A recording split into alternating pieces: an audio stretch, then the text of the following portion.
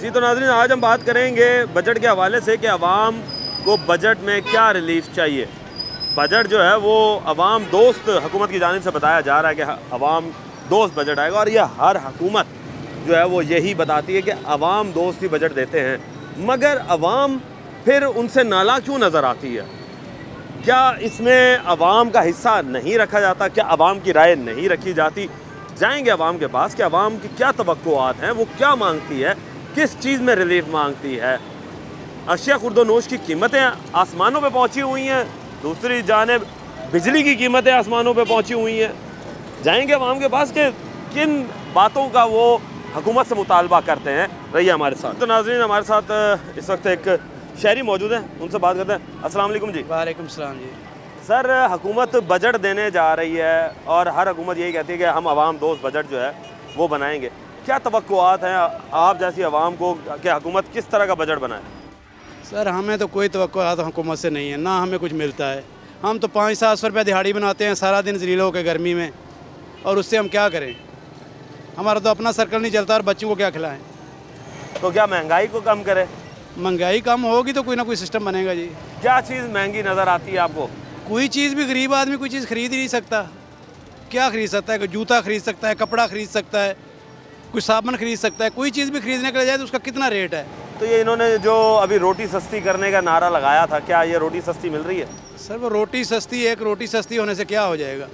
अब रोटी खाने जाते हैं तो वो कहते हैं रोटी का रेट ही नहीं लगाते हैं, 250 रुपया बंदे का लगा रहे हैं होटल वाले कि 250 रुपया हमने खाने का लेना है, उसका रोटी का क्या करें हम? यानी अब तो उन्होंने ये चीज़ तब्दील कर दी है कि रोटी की बजाय अब खाने का 250-200 रुपये वो खाने का ले रहे हैं। और अक्सर होटल वाले जितने भी रोड पर हैं, शहर के अलावा साइडों पर हम जाते हैं, जहाँ भी खाते हैं वो खाने के पैसे, सब्ज़ी खानी है, दाल खानी है, 250 रुपये दें, 200 रुपये दें, जितनी मर्जी खा लें, जितनी मर्जी खा लें। एक आदमी अगर दूसरा आदमी साथ बैठेगा वो 50-100 रुपये उसका अलग चार्जेस लेंगे। यानी हालात अब यहाँ पर आ गए कि हर बंदा जो है वो अब सिर्फ अपने कमाने की सोच रहा है कि हम अपने किसी तरीके से कमा लें। और बोतल का रेट देख लें, किसी जगह पर 50 है, किसी जगह पर 60 है और किसी जगह पर 70 रुपये मिल रही है। तो इसका मतलब तो ये हुआ अगर डिफरेंट जगहों पर मुख्तलिफ जगहों पर अगर रेट मुख्तलिफ हैं तो ये तो फिर ज़िला हुकूमत की जिम्मेदारी आती है कि जो प्राइस कंट्रोल। अब हम साइड पर फिरते हैं, कई बार प्यास लगती है, बोतल पीते हैं, कोई 60 की दे रहा है, कोई 50 की दे रहा है, कोई 70 की दे रहा है। यानी एक रेट नहीं है। पेप्सी रेगुलर बोतल जो है यही है, इसका रेट 3 जगह पर चल रहा है, 50, 60, 70 रुपये। देखें जी, ये तो हुकूमत के हाल हैं कि एक रेट जो है वो अगर कह भी दिया है तो वो इम्प्लीमेंट कहीं नहीं नज़र आता। हर बंदे का अपना ही रेट नज़र आ रहा है, हर बंदे के एक अपने ही तरीके कार नज़र आ रहे हैं। मज़ीद लोगों से राय जानेंगे। इस वक्त हमारे साथ रेडी वाले भी मौजूद हैं। सर, क्या कहेंगे कि हुकूमत अब बजट बनाने जा रही है, तो आप जैसा एक रेडी खुद जो है अपनी आप मेहनत करके अपने बच्चों का पेट पालते हैं, आप क्या डिमांड करते हैं कि हुकूमत से कि हुकूमत क्या रिलीफ फराहम करे इस बजट में? हुकूमत बस यही रिलीफ दे हमें कि महंगाई को कंट्रोल करे, और मजदूर आदमी जो पेशेवर आदमी है उसका 1000-1200 आदमी का घर नहीं चलता, ठीक है ना? 1000-1200 से अब नहीं चलता? नहीं, घर नहीं चलता 1000-1200। सर, बिजली के बिल इतने महंगे हैं, आप देख लें, गैस के कीमतें बढ़ा दी है, गैस के बिल महंगे हो गए हैं, ठीक है ना? गरीब आदमी ये बिल भरे या अपना घर चलाए। तो सर, ये गंदम का रेट तो सस्ता किया ना? सर, एक गंदम से तो नहीं कुछ फ़र्क पड़ता ना, एक गंदम सस्ती कर देने से सारी चीज़ें में कंट्रोल हो जाएगा। घी देख लें, घी महंगा है, ठीक है, दालें महंगी है, चावल महंगे हैं, एक गंदम ही का रेट गिराया गया है। बाकी इसके अलावा किस चीज़ में रिलीफ मिला है हमें? गंदम के अलावा किस चीज़ में रिलीफ है? यानी कि बाकी किसी चीज़ में नहीं, सिर्फ एक गंदम में रिलीफ गंदम में है ये। और ये पेट्रोल का जो रेट सस्ता किया? सर, कितना सस्ता किया? पेट्रोल से गरीब आदमी का क्या ताल्लुक है? हमारा तो मजदूरी से ताल्लुक है ना, पेट्रोल से हमने तो यही दाल चीनी वगैरह यही चीज़ें इस्तेमाल करनी होती हैं घर में, ठीक है ना? जाहिर सी बात है, पेट्रोल तो आपने नहीं इस्तेमाल होना। जी जी। चलें जी, ये हुकूमत इस वक्त रिलीफ मांग रही है जी, आवाम जो है वो हुकूमत से ये रिलीफ मांग रही है कि चीज़ें अशिया खुर्दोनोश सस्ती करें। आप क्या कहेंगे सर, आप क्या काम करते हैं? हम रिक्शा चलाते हैं। चलो जी, अब आपके लिए तो एक अच्छी बात यह है कि आपकी जो है वो पेट्रोल आपका सस्ता हो गया। पेट्रोल पे नहीं चलाते, हम एलपीजी पे चलाते हैं। एलपीजी तो सस्ती हो गई सर। एलपीजी गवर्नमेंट ने रेट 180 रुपये की है, और दुकानदार जो है ना वो दे रहे हैं 230 रुपये। क्यों? 230 रुपये रेट दे रहे हैं दुकानदार। तो आप मांगते नहीं? तो हमने कई दफ़ा उनसे मुतालबा किया कि यार गवर्नमेंट ने तो 180 रुपये का ऐलान किया है, और आप वो कह रहे हैं गवर्नमेंट तो ऐसे ऐलान करती रहती है, हमने जो है ना 220-30 से हमने कम नहीं बेचना। यानी ये डट गए हैं? डट गए हैं। और ये जो गैस माफिया है ना, इन पे मेरे हिसाब से जो है ना गवर्नमेंट कभी काबू नहीं पा सकती।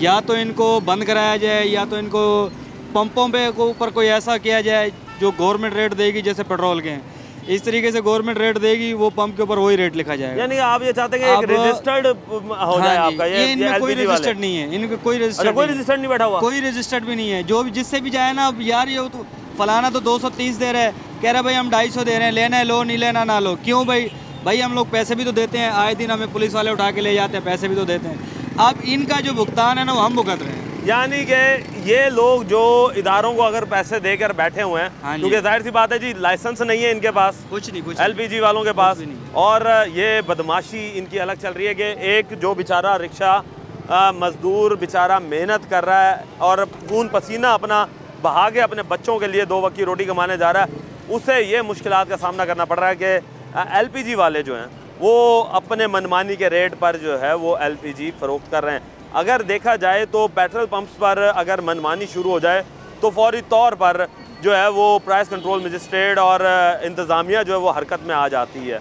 क्या इंतज़ामिया की ज़िम्मेदारी ये नहीं बनती कि इन लोगों को भी लगाम डाली जाए, ताकि ये जो एक सफ़ेद पोश तबका, ये सफ़ेद पोश तबका है और ये मुतवस्सर तबका है, ये वो तबका जो कि ना तो बहुत बड़े बड़े बंगलों में रहते हैं, इन बेचारों के पास छोटे से मकान, उसमें ही छोटी सी ज़िंदगी अपनी गुजर बसर कर रहे होते हैं।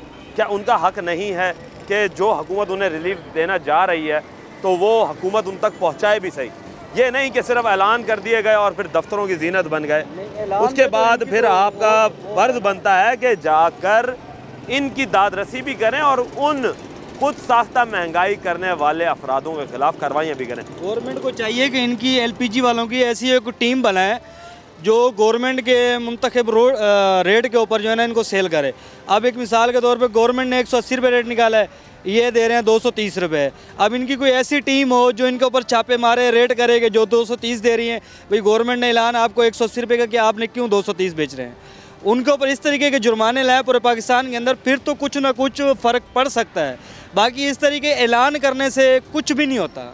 ऐलान आपने कर दिया, वो उल्टा जिससे हम डलवाने के लिए जाते हैं वो उल्टा ऐलान करने वालों को बुरा भला कहते हैं, वो फलां हैं, वो ऐसे हैं, वो ऐसे हैं, वो तो ऐसे ऐलान। यकीन मानो कई दफ़ा हमने ऐसी गालियाँ सुनी हैं इन दुकानदारों से कि गवर्नमेंट ऐसी, ये दुकानदार ऐसी थी गवर्नमेंट को गालियाँ देते हैं कि ये ऐसे ही खाम का ऐलान कर देते हैं, ये फलाने हैं, ये ढींगड़े। ये ऐसा कोई टीम बनाए जो इनको लगाम डाले, भाई गवर्नमेंट ने 180 का ऐलान किया, आप 180 बेचो, जब आपको 180 बारह नहीं आता आप छोड़ दो। वो कहते हैं नहीं बेचनी भी है। अब हम एक मिसाल के तौर पे हमारी गैस यहाँ ख़त्म होगी, सामने दुकान है, हम गाड़ी को धक्का लगा के तो नहीं 180 जाके डलवाएंगे, वो 230 ही देंगे। आप इधर ही पीछे बैक साइड पे चले जाएं, दुकान है, कोई 220 दे रहा है, कोई 200 दे रहा है, वो 230 रुपये दे रहा है। उससे जाके वो पठान है, किसी भी कभी भी हम उससे जाके मुतालबा कह रहे हैं भाई ये ले जाओ सिलेंडर, अगर डलवानी है ठीक है, नहीं डलवानी है अपना सिलेंडर ले जाओ, हम 230 ही देंगे। अब बताओ 280 और 230, 50 रुपये का 1 किलो के पीछे फ़र्क है। सवारी हमें किराया नहीं देती, सवारी हमें ये कहती है, सवारी भी सही है, वो कहती है टीवी पे हम लोग 180 का ऐलान सुन रहे, आप 230 कैसे बता रहे? और भाई आप जाओ दुकानों पे डलवाओ, आपको पता चले क्या रेट है। देखिए जी, ये है हालात। आवाम बजट में क्या मांग रही है? वो मांग रही है कि गवर्नमेंट जो ऐलानात कर रही है वो सिर्फ ऐलान ही है, उन तक नहीं पहुंच रहा कुछ भी। उन तक पहुंचने के लिए आपको यहाँ पर अपनी टीमें डिप्लॉयड करनी पड़ेंगी, तब जाके हुकूमत की रेट जो है आवाम मानेगी। खुद साख्ता महंगाई करने वाला माफिया जो है वो आवाम के लिए इस वक्त दर्द सर बन गया। हुकूमत इसके बारे में सोचे। लेंगे एक ब्रेक, मिलता है ब्रेक के।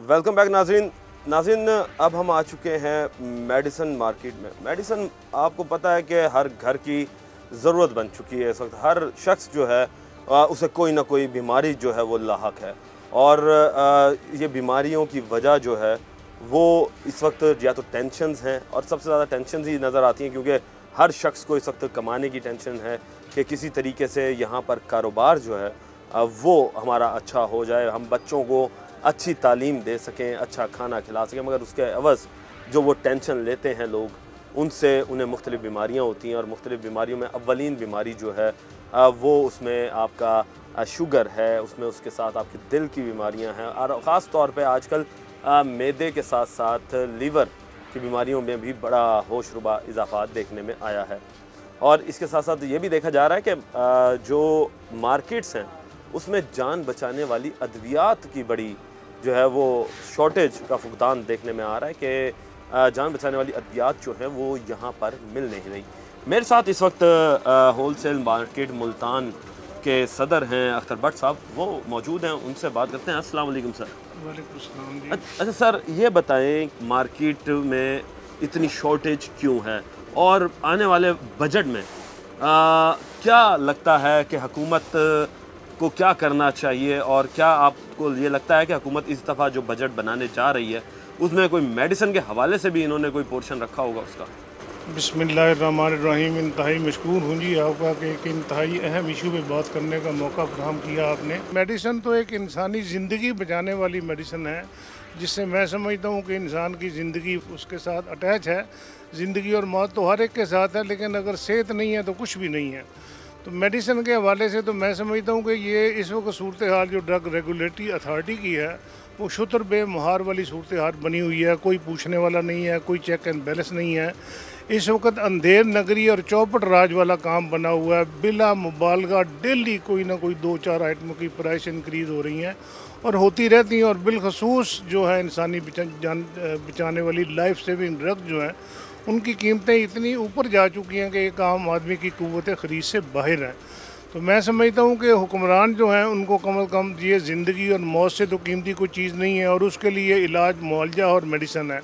इन मामलात में अगर हुक्मरान जो हैं आवाम को ये सहूलतें फ़राहम नहीं करते तो मैं समझता हूँ कि उनके लिए वो तो बेचारे बीमार हैं, बेचारे खाने से भी आजिज़ हैं, पीने से भी आजिज़ हैं, बच्चों के रोज़गार से भी आजिज़ हैं, गुर्बत के मारे हुए लोग हैं। अगर उनको दवाई भी नहीं मिलती, हॉस्पिटल से मेडिसिन भी नहीं मिलती, तो मैं समझता हूँ कि ये इंतहाई मायूस कुन बात है। और हम मुतालबा यही करेंगे हुकूमत से कि इस तरफ खसूसी तौर पर तवज्जो दें, मेडिसिन की कीमतों में कमी करें, मेडिसिन की जो मार्केट में किल्लत है उसका दूर करने की कोशिश करें, और ऐसी कंपनियों का मुहासबा करें और उनके ख़िलाफ़ नोटिस लें जो जानबूझ के एक मतलब है कि माली मफादात हासिल करने के लिए मेडिसिन की शार्टेज पैदा करते हैं और चंद मखसूस हाथों में मेडिसिन दे के वो ब्लैक मार्केट करवाते हैं, और उसकी वजह से केमिस्टों की भी बदनामी होती है, मुल्क की भी बदनामी होती है और हमारे पूरे ट्रेड की बदनामी होती है। अच्छा सर, ये बताएं कि मेडिसिन का आपने अभी बात की कि बजट ये लोग खुद नहीं बनाते, तो गालिबन इससे फिर ऐसा लगता है कि बजट जो है वो बाहर से बनाया जाता है। तो बाहर ऐसी कौन सी ताकतें बैठी हैं जो कि मेडिसिन के हवाले से कंट्रोल कर रही हैं? क्या इसमें मेडिसिन के मार्केट के लिहाज से लेकर जो मेडिसिन की फैक्ट्रियां हैं उनके बंदों को, डॉक्टरों को क्या इंगेज नहीं किया जाना चाहिए कि बजट जब आए तो हमें डॉक्टर्स के साथ बैठकर, मेडिसिन की फैक्ट्रियों के ओनर्स के साथ बैठकर, और आप जैसे जो सदर हैं मार्केट्स के पूरे पाकिस्तान की, तो उनको साथ बिठाकर हम बजट को तजवीज़ करें ताकि आवाम तक जो है वो एक रिलीफ बजट और एक आसान बजट पहुंच सके? देखिए सर, बात यह है बजट जो है तो वो तो ओवरऑल पूरे मुल्क के लिए आता है। किस मद में कौन सी रकम उन्होंने इन्वेस्ट करनी है या इस्तेमाल करनी है, ये तो उनका स्वाबदीदी इख्तियार है। मैं तो एक जनरल बात कर रहा हूँ कि यहाँ बजट बनाने के लिए भी हुकूमत में पैसा नहीं है, ख़जाने खाली पड़े होते हैं, और ये कर्ज़ा लेके उनका सूद देने के लिए भी फिर कर्ज़ा लेते हैं। तो ये जो बजट है, मैं समझता हूँ एक रवायती बजट होता है हमेशा ही, ये कोई नई बात नहीं है। और ये बजट इसलिए नहीं ये ख़ुद बना सकते कि इनके पास अपने वसाइल नहीं है। मैंने इब्तदाई अपनी गुजारिश में यही दुआ की है या अल्लाह ताला से कि या अल्लाह हम इस काबिल हो जाएं, हमारा मुल्क इस काबिल हो जाए, हमारे हुक्मरान इस काबिल हो जाएं कि अपने वसाइल में रहते हुए बजट बनाएं ताकि आवाम को रिलीफ मिल सके। दूसरी बात जहाँ तक आपने की कि ये डॉक्टरों की या दूसरे तीसरों की, ये तो मैं समझता हूँ बेमानी सी बातें हैं। अभी लास्ट टाइम जो मेरा हाल है इमरान खान साहब की हुकूमत में, इन्होंने एक कानून साजी की कि कोई भी डॉक्टर जो है जो प्रेस्क्रिप्शन लिखेगा उसका ब्रांड नेम लिखेगा, जेनेरिक नेम, किसी भी कंपनी को फेवर नहीं देगा, रिश्वत नहीं लेगा, उनसे इंटरनेशनल टूर नहीं लेगा, उनसे गाड़ियों की चाबियाँ नहीं लेगा। लेकिन मैं नहीं समझता कि 1% भी उसके ऊपर अमल दरामद हुआ और ना उसके ऊपर किसी ने नोटिस लिया। यहाँ से ये बात शुरू होती है, ये जितने भी डॉक्टर्स रात हैं, मैं समझता हूँ इंतहाई माजरत के साथ कि वो डॉक्टर जो फॉर सेल हैं, जो कंपनियों से एडवांटेज लेके जायज़ नजायज़ बेनिफिट लेके उनकी मेडिसिन लिखते हैं, वो उसका भी फ़ायदा उठाते हैं। फिर लेबॉर्ट्रियों में भी उनकी अटैचमेंट है, वहाँ से भी कमीशन लेते हैं। फिर अल्ट्रासाउंड कराना है तो वहाँ भी उनका नाम लिख के देंगे, जी आपने अल्ट्रासाउंड वहाँ कराना है। फिर कोई मखसूस मेडिसिन भी इन लोगों ने ऐसी रखी होती हैं जो अपनी मुतल्लिका दुकान के ऊपर या क्लिनिक्स के ऊपर रखी होती हैं। गर्ज़ ये है कि कोई भी ऐसी साइड नहीं है जिससे आवाम को रिलीफ दिया जा रहा हो। हर तरफ से लूट मार का बाज़ार गर्म है और उनको ही पूछने वाला नहीं है। तो मेडिसिन की जहाँ तक आप बात कर रहे हैं, ये तो डॉलर से भी मुंसलिक हो जाता है। डॉलर की कीमतें जैसे ऊपर नीचे होती हैं, लेकिन एक मसला ये है कि डॉलर की कीमतें जब ऊपर होती हैं प्राइस इंक्रीज़ हो जाती हैं। और मेडिसिन का एक शोबा ऐसा है कि जब ड्रग रेगुलेटरी अथॉरिटी से अप्रूवल लिए बगैर इनकी कीमतें बढ़ाई नहीं जा सकती, ना कम की जा सकती हैं। ये गैर कानूनी और गैर आईनी है।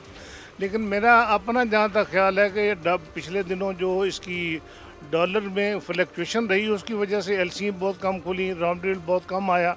कोई इसलिए फ्लक्चुएशन थी कि मैन्युफैक्चरर जो है वो परेशान थे कि हम रॉ मटेरियल महंगा मंगवा लें, डॉलर का रेट कम हो जाए तो हमें नुकसान हो जाए, गवर्नमेंट हमें प्राइस इंक्रीज़ करने की इजाज़त नहीं दे रही। लेकिन वो भी उनकी प्रॉब्लम सॉल्व होगी, गवर्नमेंट ने उनको इजाज़त देती कि अपनी मर्ज़ी से आप अपनी मेडिसिन की प्राइस रख सकते हैं। लेकिन मास वाई उनके के जिनके साथ इंसानी ज़िंदगी, इंसानी बचाने वाली अद्वियात, लाइफ सेविंग ड्रग्स के अलावा का ये कानून है। लाइफ सेविंग ड्रग्स उसमें शामिल नहीं है, लेकिन उसके बावजूद भी कोई पूछने वाला नहीं है। आए रोज़ मेडिसिन की कीमतों में इजाफा, किल्लत, ब्लैक मार्केटिंग, कोई पूछने वाला नहीं है, कोई पुरसान हाल नहीं है गरीब आदमी। तो सर हमने एक चीज़ ये नोट की कि अब लाइफ सेविंग ड्रग्स जो हैं वो अब जिस तरीके से मार्केट में शॉर्ट हुई हैं और हुकूमत ने वाज़े तौर पे मना भी किया कि लाइफ सेविंग ड्रग्स को शॉर्ट नहीं होना चाहिए, तो आपको क्या लगता है कि कौन सा डिपार्टमेंट इसका ज़िम्मेदार है? और उसके बाद इस डिपार्टमेंट को क्या बजट के अंदर क्या वसाइल नहीं है दिए गए, या फिर ये खुद साख्ता तौर पर जो है वो शॉर्टेज की गई आवाम को जलील करने के लिए? देखिए जी, सबसे बुनियादी बात तो ये है कि कोई ये इशू ऐसा है कि चाहे एक हफ़्ता भी आप बात करते रहें तो मेरा हाल ये इशू ख़त्म नहीं होगा।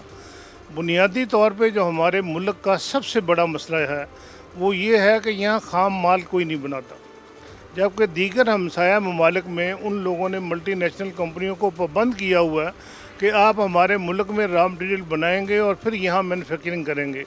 यहाँ तो सुई से लेके और जहाज़ तक बाहर से इंपोर्ट होता है, रॉ मटेरियल सारा इंपोर्ट होता है। और उन लोगों की इनकम और सोर्स ही यही है कि अगर हर चीज़ की इजाज़त वो यहाँ दे दे बनाने के, क्योंकि उनके इनकम के दरवाजे बंद हो जाएंगे। तो इसलिए मैं समझता हूँ कि गवर्नमेंट को एक ऐसी पॉलिसी वज़ा करनी चाहिए कि जो ख़ाम माल यहाँ फार्मास्यूटिकल कंपनी, जितनी भी मल्टीनेशनल कंपनी हैं, वो हमारे मुल्क में वो इंडस्ट्री लगाएं, यहाँ ख़ाम माल तैयार करें और फिर हुकूमत उनको रिलीफ दे। टैक्सेस की मद में, बिजली की मद में मैन्युफैक्चरर को जितना रिलीफ मिलेगा और जितनी गवर्नमेंट की तरफ से सहूलतें मिलेंगी, उससे मैं समझता हूँ अच्छा खासा कीमतों में फ़र्क पड़ सकता है। लेकिन जहाँ तक मेडिसिन की शार्टेज का मसला है, मेडिसिन की शार्टेज एक मैं समझता हूँ कि एक मंसूबे के तहत चंद ड्रग माफिया के लोग हैं जिनको दौलत की हवस में अंधे हुए हैं, वो जानबूझ के ऐसी मेडिसिन शार्ट करते हैं कि जिनको अंडर हैंड ब्लैक करते हैं और ब्लैक करवाते हैं।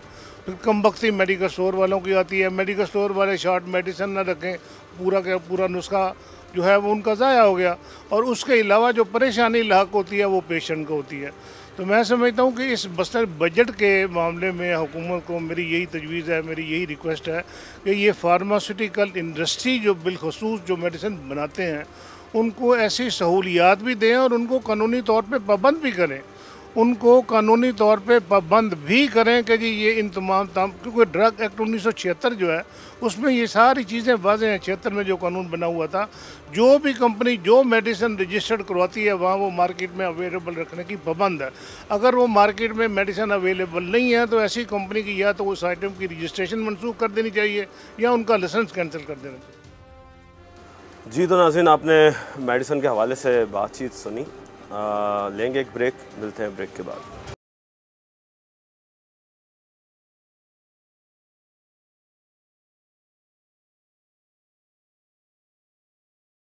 वेलकम बैक नाज़रीन, इस वक्त हम आ चुके हैं मोटरसाइकिल मार्केट में, और मोटरसाइकिल मार्केट के अंदर जो है वो एक ऐसी मार्केट है जो कि एक हर आम आदमी की पहुंच का एक ज़रिया बनती है, क्योंकि मोटरसाइकिल एक ऐसा टूल बन चुका है हमारी ज़िंदगी में, एक ऐसी हैसियत का हामिल बन चुका है कि जिसकी वजह से हम अब नहीं रह सकते। चाहे वो एक सेल्समैन हो, फिर चाहे वो कोई छोटा सा दिहाड़ीदार बंदा हो, या फिर किसी ने छोटे से काम के लिए भी घर से निकलना हो, तो वो इस्तेमाल करता है मोटरसाइकिल।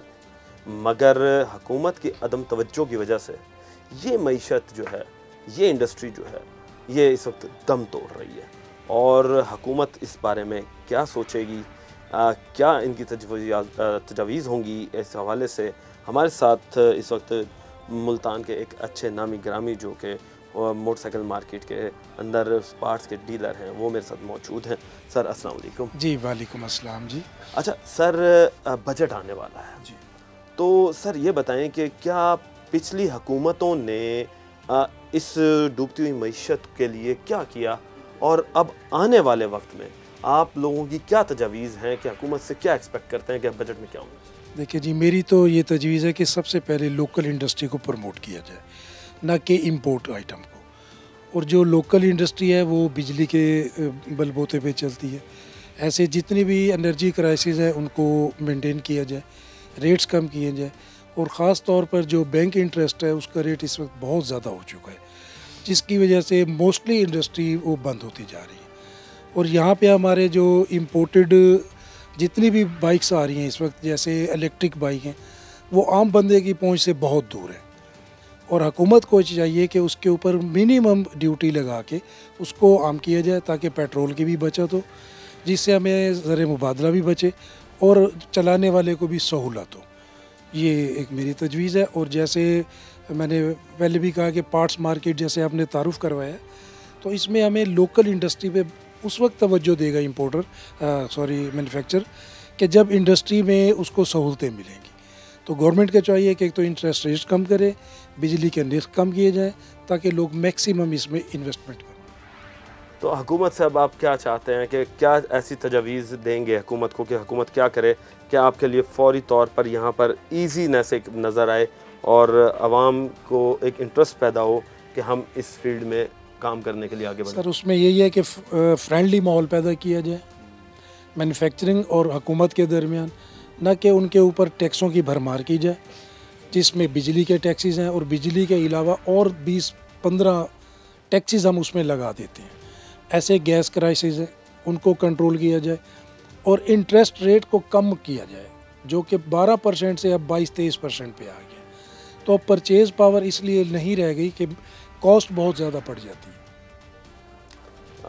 जी तो नाज़रीन, आपने बात सुनी है। इस वक्त मेरे साथ एक और बिजनेसमैन मौजूद हैं इसी पार्ट्स के हवाले से। सर आप क्या कहेंगे कि दम तोड़ती हुई मईशत है, हुकूमत को कैसे सहारा देगी सर? सबसे पहले तो देखिए, जो इंपोर्ट का माल होता है ना, उसके लिए सबसे पहले डॉलर काउंट होता है। यहाँ पे हमारे साथ मसला ये है कि हमारी एक्सपोर्ट हो नहीं रही। हमारी एक्सपोर्ट होगी तो हमारे मुल्क में डॉलर आएगा, अगर डॉलर आएगा तो ज़ाहिर बात है डॉलर यहाँ सस्ता होगा। तो इस वक्त ना ड्यूटीज़ जो है ना ये बहुत ज़्यादा हैं। हम हुकूमत से ये भी कहते हैं कि इंपोर्टेड माल पे जितनी भी ड्यूटी है ना वो कम की जाए, ताकि माल इंपोर्ट करने में आसानी हो और आगे भी कंज्यूमर को जो है ना वो सस्ता माल मिले। तो आप ये चाहते हैं कि ड्यूटीज़ जो हैं वो कम की जाएं। अच्छा सर, ड्यूटीज़ तो चले, ये तो हो गई इंपोर्ट के हवाले से। तो क्या आप ये नहीं समझते कि जो सर ने अभी बात की है कि मैन्युफैक्चरिंग प्लांट हमारे यहाँ पर लगें ताकि हमारे यहाँ पर रोज़गार भी पैदा हो सके, और क्या आपको नहीं लगता कि वो मैन्युफैक्चरिंग प्लांट हमें सस्ते पड़ेंगे? जी ज़रूर ये लगने चाहिए, बल्कि इसके लिए तो कोई टैक्स फ्री जोन भी बनाया जाए, कुछ ऐसा एरिया बनाया जाए जहाँ पे टैक्स फ्री हो, उसमें 2 साल के लिए हो या 3 साल के लिए हो, ताकि वो आराम से अपने आप को स्टेबल कर लें, अपनी फैक्ट्री लगाएं यहाँ पे, ताकि उनको कुछ सहूलतें मिलें, बिजली पूरी मिले। और बिजली जो सबसे बड़ा जो मेन मसला है ना वो है इलेक्ट्रिसिटी का। बिजली हमारे मुल्क में बहुत ज़्यादा महंगी है, जिसकी वजह से हमें जो है ना ये प्रॉब्लम्स आ रही हैं। सर लास्ट सवाल ये कि जब आपके पास ग्राहक आता है, और जाहिर सी बात है कि दुकानदार भी आपके पास, आप होल सेलर हैं आप लोग, तो दुकानदार भी आते होंगे आपके पास, ग्राहक भी आते होंगे, तो किन शिकायत का सामना करना पड़ता है और किस तरह की बहस उनसे देखनी पड़ती है? वो रेटों के हवाले से होता है जी, आपका माल महंगा है तो औरों का सस्ता है, या औरों का सस्ता है तो इसका नहीं है। तो इस वजह से जो है ना ये मसला आया हुआ है। तो माल जो है ना ये सस्ता होना चाहिए। गाहक की जो सबसे पहले जो तरजीह है वो सस्ता माल है। अब क्योंकि चाइना का माल जो है ना वो बहुत महंगा हो गया। पहले किस ज़माने बहुत सस्ता हुआ करता था। ये सन 2001 से जब ये स्टार्ट हुआ था चाइना का सामान, उस वक्त ये बहुत सस्ता हुआ करता था। आज तो मेरे ख्याल उसके मुकाबले में 300% जो है ना ये महंगा हो गया है। Thank you sir. देखिए जी, ये वो मामलात हैं जो कि एक आम आदमी हुकूमत से चाहता है कि सिर्फ चंद लोगों को नवाजने के लिए चंद शहरों में जो इंडस्ट्रियां लगाई गई हैं, उन इंडस्ट्रियों का जाल जो है वो पूरे मुल्क में फैलाएं ताकि यहाँ से रोज़गार जो है वो बढ़ सके, और इसके साथ साथ टैक्स फ्री जोन बनाएं ताकि लोग जो हैं वो आसानी से कारोबार कर सकें। लेंगे एक ब्रेक, मिलते हैं ब्रेक के बाद।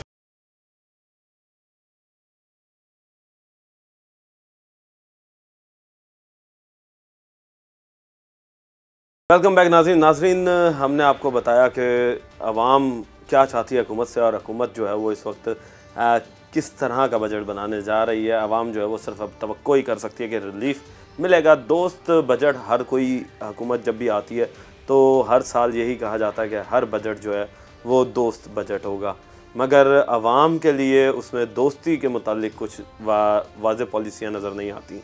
अवाम को रिलीफ के नाम पर कुछ चीज़ें भी नज़र नहीं आती।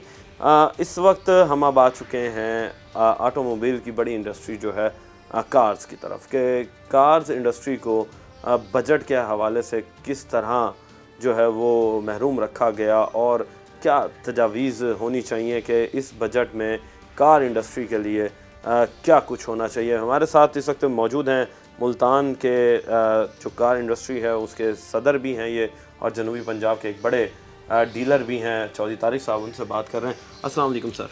जी वालेकुम सलाम। सर ये बताएं कि बजट के हवाले से कि थोड़ा सा हमें पहले हिस्ट्री भी बताएं थोड़ी सी कि क्या बजट में रिलीफ चाहते हैं, और आप से पहले जो हुकूमतें रही आज से पहले वो उन हुकूमतों ने कितना अपना जो है इस कार इंडस्ट्री के अंदर अपनी हेल्प आउट की है आवाम के लिए या नहीं की है।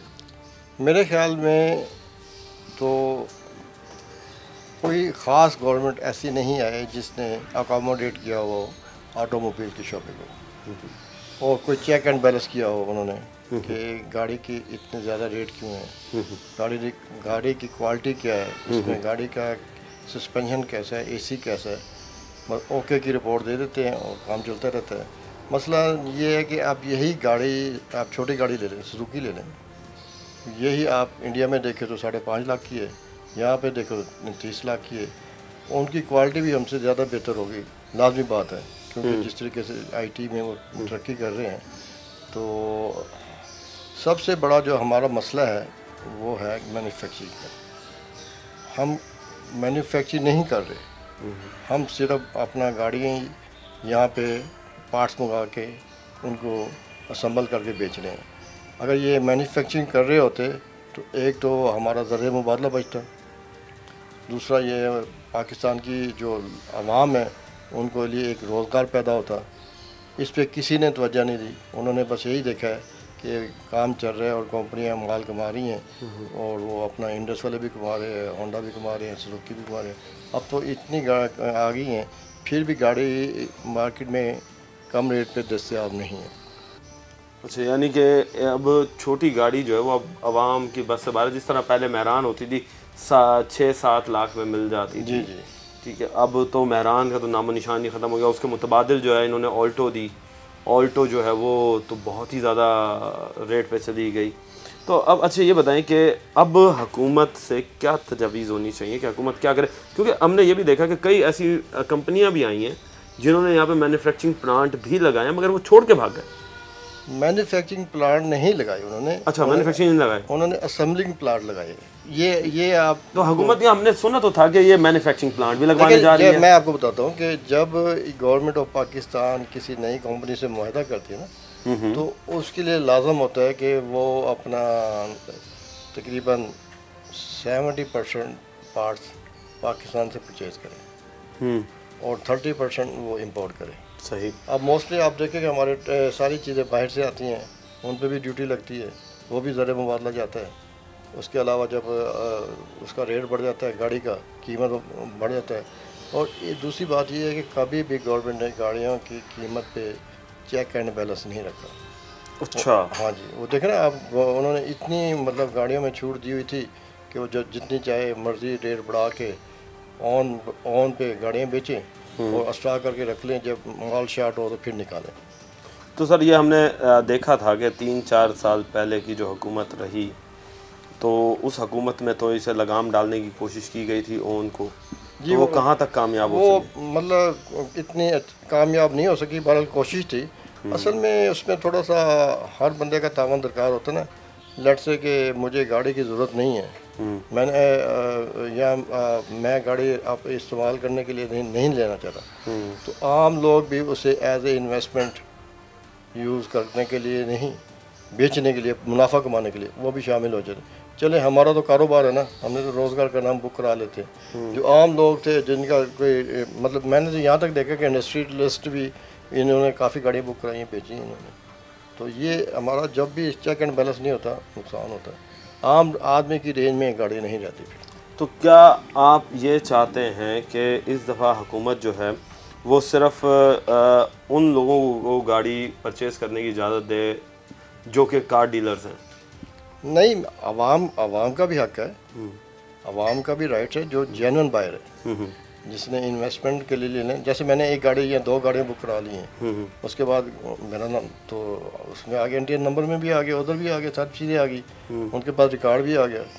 तो इसलिए उन्हें चाहिए कि वो जो 2 या 3 गाड़ियाँ बुक करा रहे हैं, 10-10 गाड़ियाँ बुक करा रहे हैं, उनके बुकिंग ना करें। जिसने एक आध गाड़ी अपने लिए लेना उसके लिए बुक करें। अच्छा सर, अब टैक्सेस पे आ जाते हैं कि हुकूमत हर साल जो है वो टैक्सेस लगाती है, तो इस टैक्सेस से आप ये बताएं कि आपकी इंडस्ट्री को, आपके, क्योंकि यहाँ पे गाड़ियाँ ख़रीद भी रहे होंगे, लोग बेच भी रहे होंगे, तो क्या देख रहे हैं इन टैक्सेस लगाने से क्या फ़ायदा हुआ आवाम को या नुकसान हुआ? देखिए जी, आवाम को जब रिलीफ देना हो तो फिर टैक्सेस कम करने पड़ते हैं। कोई भी फील्ड हो, आप जैसे आप कोई मेडिसिन है, ये दूसरी चीज़ें हैं, ज़रूरियात ज़िंदगी की हैं, तो आप उनमें जब तक रिलीफ देंगे कि आम आदमी की पहुंच में आ जाए, तो फिर ही आप उनके लिए रिलीफ दे सकते हैं ना। टैक्सेस को निज़ाम को सीधा किया जाए और इसमें बेहतरी लाने के लिए इसे अपना बाज़ाब्ता तौर पे इसे अपना अपडेट किया जाए मसले को। ये नहीं है कि आप पे इतना टैक्स लग गया। और सबसे बड़ी बात ये है कि जो गाड़ियाँ हम यहाँ लेते हैं और जो इंपोर्ट होती हैं, उसमें इनकी क्वालिटी का बड़ा फ़र्क है। अगर वो क्या फ़र्क है? उनकी बॉडी वेट का फ़र्क है और उसकी अपने इंजन का, सस्पेंशन का और उसकी क्वालिटी का भी फ़र्क है। तो सर जब हम कर ही मैन्युफैक्चरिंग नहीं रहे और असम्बल कर रहे हैं, तो हर चीज़ तो बाहर से आ रही है, तो फिर हमारी चीज़ों में फुकदान क्यों? इसलिए कि जब तक हम अपने आप पैरों पे खड़े नहीं होंगे, जब तक ये चीज़ें चलती रहेंगी। देखिए, अगर आप अपने मैन्युफैक्चरिंग करेंगे यहाँ पे, तो लामाला आप सारे पार्ट्स यहाँ तैयार करेंगे, ठीक है, उसमें फैक्ट्रियाँ लगेंगी, लोगों को रोज़गार मिलेंगे और उस पर टैक्स जो आएगा वो गवर्नमेंट को जाएगा। अब आप सब चीज़ें इंपोर्ट कर रहे हैं, इंपोर्ट में हमारा सारा ज़र मुबादला ज़ाया हो रहा है। सही।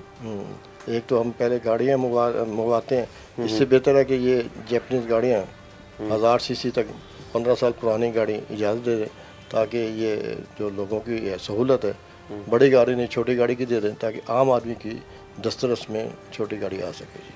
अच्छा सर, अब इलेक्ट्रिक गाड़ियाँ भी मुतारिफ़ करा दी गई हैं, तो क्या समझते हैं कि ये इलेक्ट्रिक गाड़ियाँ जो हैं ये कितनी कारआमद हैं और आवाम के लिए इनमें क्या चीज़ नज़र आती है कि क्या आया ये सेफ़ भी हैं और इकनॉमिकल भी पड़ती हैं, या ये सिर्फ़ और सिर्फ एक दिखावे के लिए लगाई गई हैं? क्योंकि हमने देखा कि इस वक्त दुनिया जो है वो इलेक्ट्रिक कार्स की तरफ बड़ी स्पीडली आगे बढ़ रही है। जी जी।